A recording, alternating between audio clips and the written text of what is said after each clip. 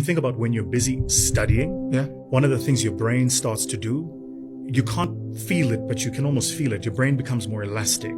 It's almost as if you retain information quicker, you read faster, or you're more curious. You look for new data more quickly.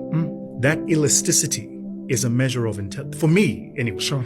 So when I look at an intelligent human being, in my world that's ever-changing, fast adapting, I'm looking at your ability to come into a space where you'd be completely unfamiliar, Sure.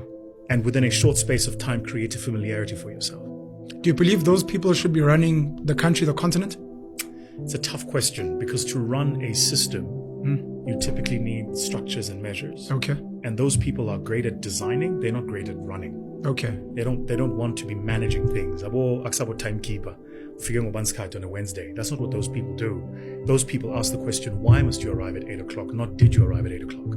So here's another way. I was explaining this to a client of mine who is having a challenge migrating their team into the remote workspace. Right? Sure. They're like, it's this remote thing and 4-day work week, blah, blah, blah.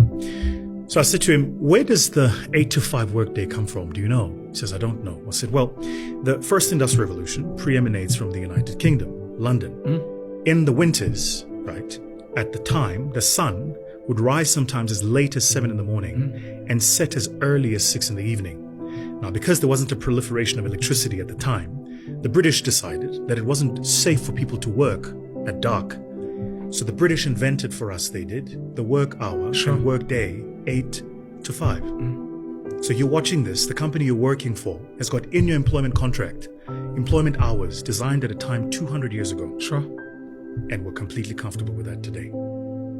For me, that's what I mean by intelligence. It's not your ability to go be at work 8 to 5. It's your ability to go why 8? Sure. And why to 5? And to think about how do you create a framework and an environment where people can understand that.